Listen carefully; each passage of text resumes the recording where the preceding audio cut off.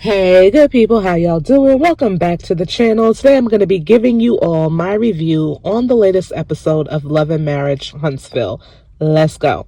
Martell is really hot with Marceau regarding his comments about Melody speaking on the Black Expo and how he would not pay her to speak, blah, blah, blah, blah, blah. He feels like he and Melody have built Marceau up to be who he is today and be in the position that he is in today. I think it's a fact now that it was Melody who was the driving force behind all of the business endeavors that they had and how successful they have been able to be in business. With that being said, yes, I believe it was Martell that was the first in their marriage to decide that they wanted to enter entrepreneurship. And once he did so, Melody hopped on the train, but she's been the conductor ever since, to be really quite honest. So it was not you and Martell, it's more so her.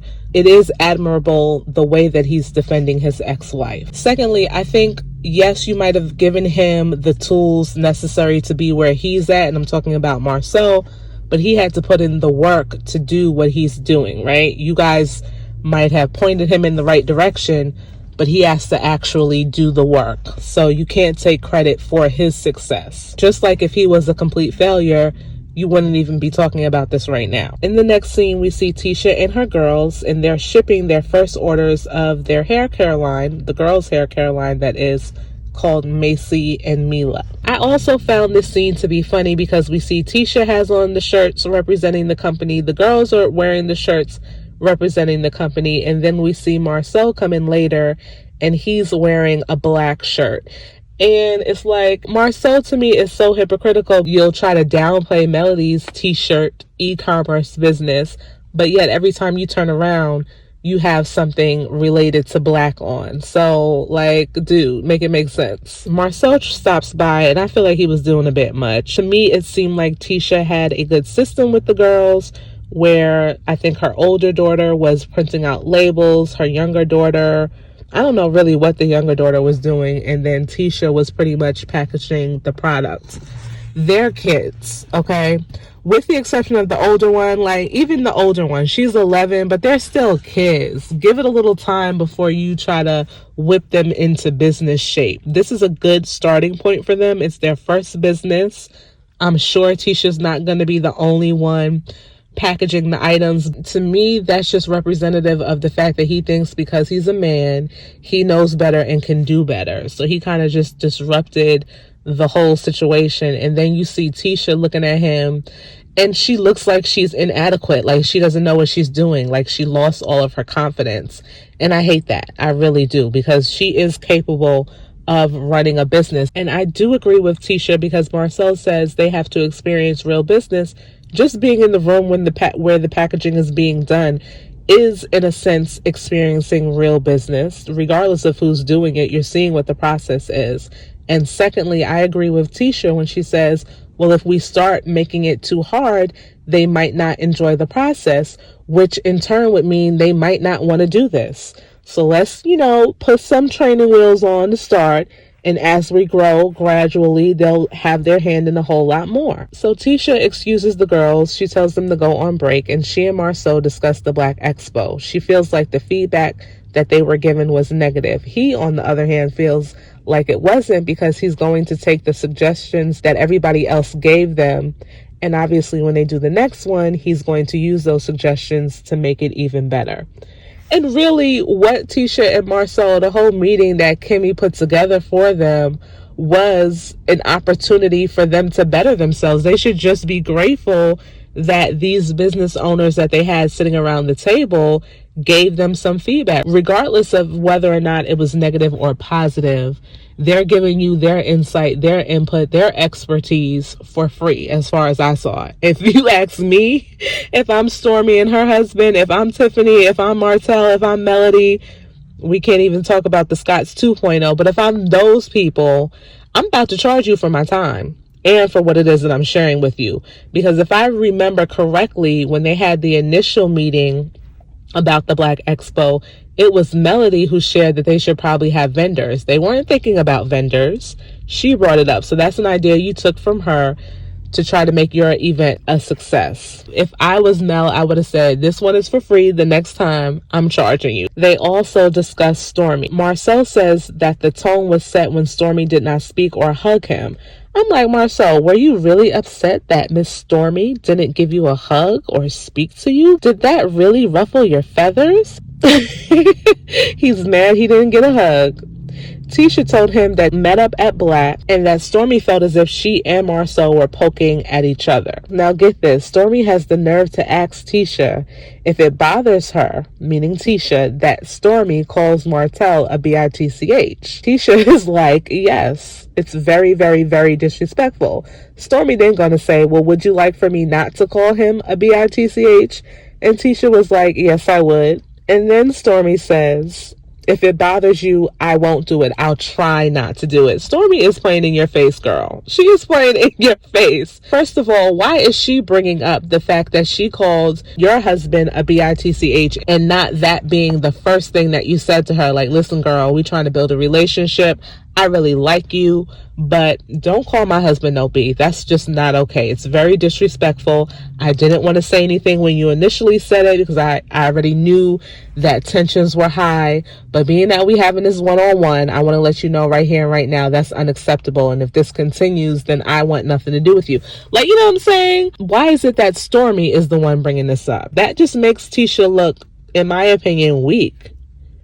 Like, you can't check somebody when they disrespect your husband. Now, in all fairness, if you ask me, she should have checked Stormy at Tiffany's baby reveal. If she would have done what she needed to do then, Stormy would have known not to say anything when they had this meeting. And this wouldn't even be a topic of discussion right now. But I digress. Stormy talks about her family being really rah, rah, rah.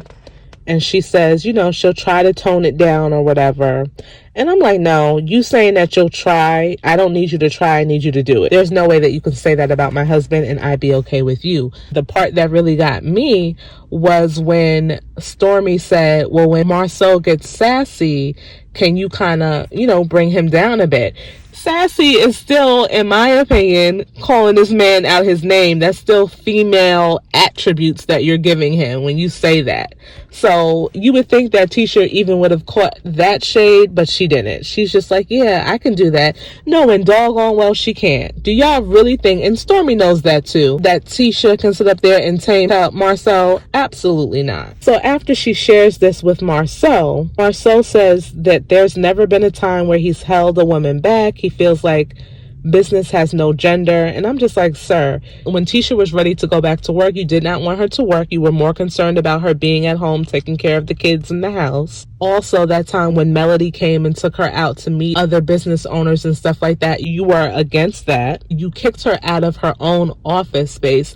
So my thing is, show me a time where you've really supported a woman's business, aside from your young girls. And just backtracking on the situation with the girl's hair care, I find it really interesting too that he was trying to get at Courtney for packaging hair care products when he was doing the same thing in the kitchen pretty much, or at least trying to oversee it. So once again, that's Marcel being a hypocrite. When Tisha tells Marcel about Stormy asking if she can get him to stop being petty, Marcel tells Tisha he'll continue to do what he's been doing. Tisha's like, well, I really like Stormy. And he's like, I don't value that relationship. And that was the end of that. In the next scene, Kimmy meets with her friend Andrea. As a wife, I could understand you wanting to please your husband. But the thing that really gets me about Kimmy and Maurice in this whole situation with sex after her cancer diagnosis and everything, it's like, girl, you just went through a life-threatening situation. You're not the same person you were before. The fact that your husband is telling you that you not being able to perform or having a willingness to perform is all in your head, and you actually somewhat agree with that, is beyond me. The one thing that I really can't stand, if I'm being 100% honest about Kimmy, is when Nell had brought it, when they had a meeting and Nell was like, well, I've been in business for 26 years. And Kimmy was like, well, what does that mean? She is so quick to try to jump on somebody or try to say something smart to somebody. But when it comes to her husband, it's like, you just lay down and take it. I don't like that. I also, honestly, I don't feel that bad for her. I have to be honest with you guys, because I feel like she knew the type of man that she married. Of course, you're not thinking about getting sick and stuff like that, but you know how your man feels about sex. You know the type of person that he is, to the point where you said to your friend, even trying to have a conversation with him is difficult because he's so set in his ways and can only see it from his point of view. So you know who you're with, and still you chose to marry that man. How they show a flashback of you and him in counseling before you even got married, and you still dealing with the same issues you dealt with then because of the type of person that you're married to. Maurice is not going to change. To me, this whole cancer situation that she went through would have been enough of a reason for him to change his ways and be, a little bit more understanding and respectful to his wife about the situation. But instead, he says the slick things that he says. So because of that, I don't really feel bad for her, because I feel like, girl, you knew what you signed up for. And not only that, the fact that it's about what he wants and how he wants to feel, but he has no regard for the fact that you're just not there yet. So if I'm having sex with you, I'm having sex with you just to please and appease you. It's nothing for me. And that just lets you know that when it comes to that for him, it's not about how she feels. It's about how she can make him feel. And that's messed up, because in my opinion, marriage is a partnership.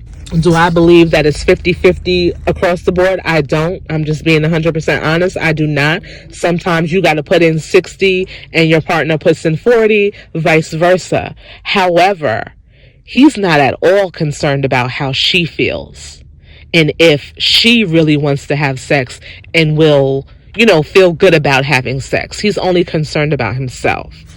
Anywho, her friend is giving her all this advice. They talk about toys.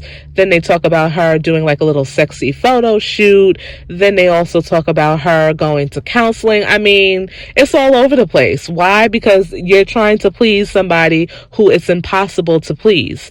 Even when you were in perfect health, what you were willing to give him still wasn't enough for him. And if you really want to be honest, she's really concerned about the situation, Kimmy that is, because she knows that if she doesn't pull it together, it's only a matter of time before he steps out on her. And that's sad that you have to deal with what you're dealing with, and then on top of that, be concerned about how your husband is out here treating you. And that also just shows the lack of maturity as it relates to Maurice. A grown man, grown man.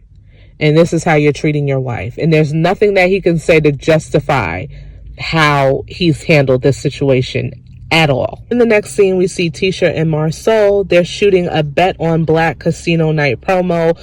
Word on the street is this is something that never even happened. Word on the street is Tisha raised under $200 for this charity, which is called Every Child Deserves a Place to Call Home. Sad. Why would production even bother including this in this week's episode? I don't know.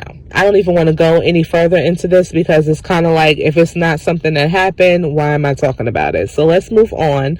Martel and Marcel meet up at Martel's rental property, and he's telling Marcel that if Mel wanted to speak, she would have spoken at the Black Expo. That's what they're talking about.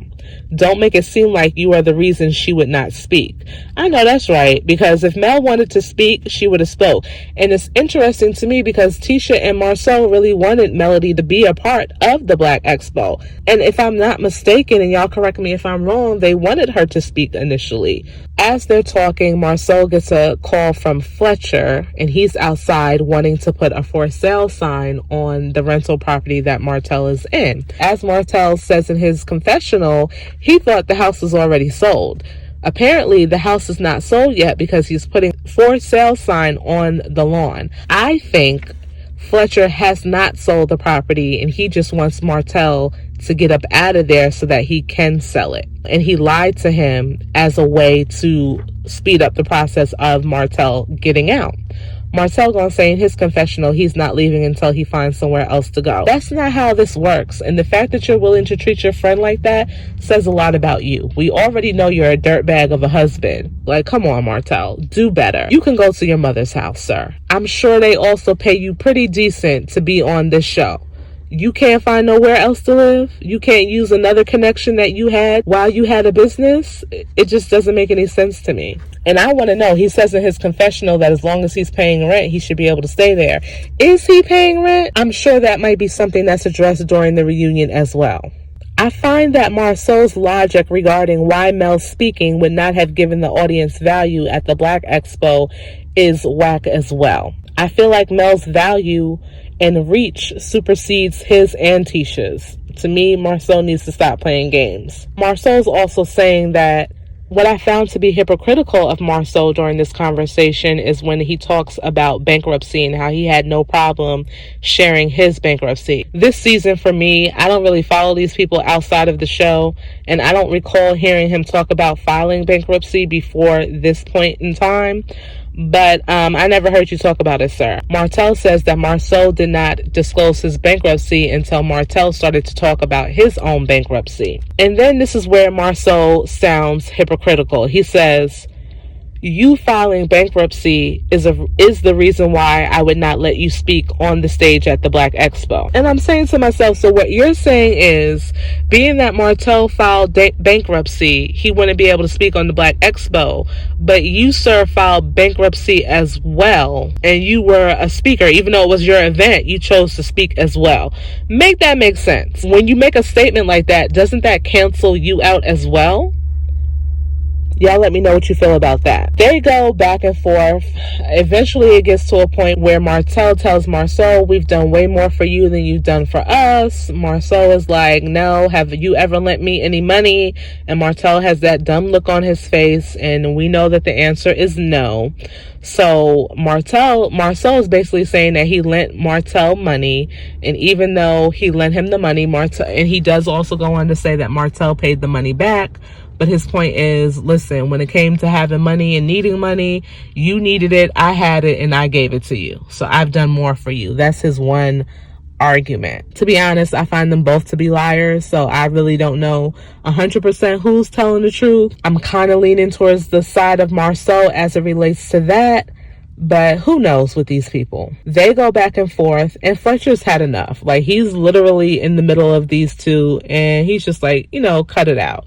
As long as I got what I needed to say out, which is he clarified again that Marceau and Tisha said what they said about Melody. That was accurate, even though Marceau is trying to say that he embellished it. No, it was accurate. As long as he got that clear, that's all he was really concerned about. At the end of the day, Martell is still going to mess around with Marceau because, listen, who else can he mess around with? Martell was once on top, and now it looks like Marceau is the one on top. So if you ask me, Martell needs Marceau more than Marceau needs Martell. And they both need Melody. They both need her, because every time you turn around, if I'm not mistaken, Mel made one appearance on this show, this episode, and Martell nor Marceau were in the scene with her. But yet her name is always coming out of these people's mouths. So clearly y'all need her. In the next scene, Mel and Kiki meet up. They talk about the Stormy and Marceau issue. Mel was a little confused as to what the problem was. Kiki broke it down to her. She also says that Marceau has changed since he's gotten money, which, a lot of people do, so that doesn't come as a surprise. And she also says that there is an alleged rumor going out that he slept with 2 women one night after being at a club. And that pretty much ends the episode. Now, a part of me feels like, Kiki, girl, why? Why are you repeating this? Kiki, Tisha, at this point in their relationship, they have so much animosity towards one another that Kiki, for sure, more so than Tisha, is just going after them. And I don't know if I can trust what she's saying. Mel's reaction seems like a reaction of somebody who didn't know this information previously. And I find it interesting that the rumor would just get to Kiki, but not reach the other members on the cast, which I'm sure we'll find out if it has. My bet is it hasn't. It's just an isolated thing that Kiki has heard. I don't really know. That was the end of the episode. It was a to be continued, so we'll pick back up on this next week. Thank you guys so much for watching. Please like, comment, and subscribe, and I will see you in the next one. Bye-bye.